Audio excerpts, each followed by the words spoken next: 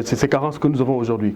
Et donc ça passe par la communication, ça passe par des actions comme nous sommes en train de le faire, ça passe également par des actions qui ont été mises en place par l'Union européenne et l'Union africaine, en mettant en place un think tank qui réunit des acteurs à la fois africains et européens pour réfléchir ensemble sur la stratégie à mettre en place pour contrer ces genres d'actions.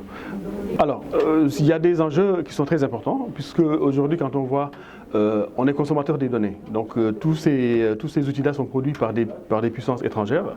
Et donc, nous, on fait que consommer ce qu'ils nous proposent. Est-ce que l'heure n'est pas venue pour nous de mettre en place une stratégie nationale ou même africaine, puisque aujourd'hui, la stratégie nationale ne suffit pas. Il faut la corréler avec une stratégie africaine pour pouvoir faire face à ces enjeux-là.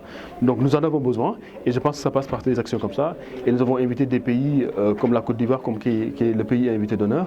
Nous avons invité l'Estonie, qui est également un pays qui est à la pointe des technologies de l'information et de la communication, pour justement apporter des réponses concrètes à ces enjeux-là. Je pense qu'il ne s'agit pas de faire une confrontation. Ce n'est pas une confrontation. Quand on part vers une confrontation, on perd, parce qu'on ne fait pas le poids. Quand on voit que ces GAFAM pèsent plus lourd que le budget global de l'Afrique, donc on ne peut pas faire le poids. Ce qu'il faut faire, c'est aller vers des concertations qui nous permettraient donc d'aller vers des objectifs qui sont cohérents et qui nous permettent donc d'avoir une relation un peu plus équilibrée. Donc on ne dirait pas une relation équilibrée, mais une relation un peu plus équilibrée par rapport à ce qui se passe aujourd'hui. Aujourd'hui, quelqu'un l'a dit tout à l'heure, côté appropriation des nouvelles technologies de l'information, ils ont fait des choses qui sont formidables. Par exemple, aujourd'hui, quand on voit un WhatsApp, une grand-mère dans le village peut l'utiliser très facilement. Donc c'est vraiment, ils ont apporté des choses nouvelles. Maintenant, comment faire maintenant pour essayer d'équilibrer des choses? Ça passe par des négociations, ça passe par des concertations, et je pense qu'on peut aller dans des partenariats gagnant-gagnant avec ces gens-là, et non pas aller vers la confrontation dans laquelle on se repère. On passe par la négociation, et je disais tout à l'heure, la négociation ne peut pas se faire au niveau local.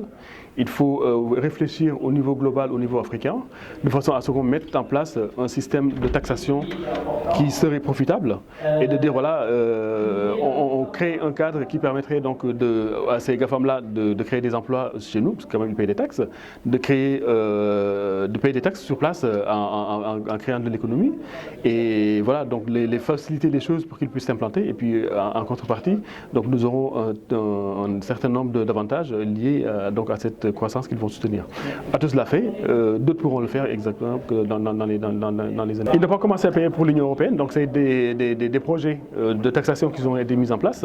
Et tout à l'heure, je parlais donc du cadre de concertation qui a été mis en place entre l'Union européenne et l'Union africaine pour réfléchir ensemble sur ces sujets-là.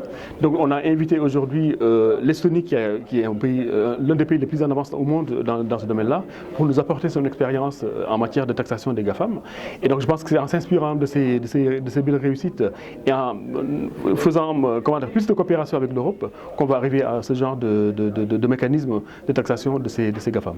On a toujours souligné ça en disant que c'était un vrai problème. Quand on voit des gens de l'administration, des gens au niveau ministériel qui ont des adresses Yahoo, des adresses Gmail, etc., ça posait problème. Et je pense que le fait d'avoir créé des agences comme l'ADIE, des agences comme en Côte d'Ivoire, etc., donc tous ces pays-là ont des agences, il faut qu'ils encouragent l'utilisation des adresses .gouv, .sn, .gouv.ml comme pour le Mali, .gouv.ci, pour pouvoir justement encourager cette utilisation. Ça passe également par la mise en place de cloud gouvernemental. Donc le gouvernement doit mettre en place un cloud gouvernemental pour pouvoir héberger les données à partir du Sénégal. Donc je pense que l'ADIE a pris conscience de ces enjeux-là. Il commence à mettre en place donc tout un système de dématérialisation de ces données, et avec un peu de patience, je pense qu'on va y arriver.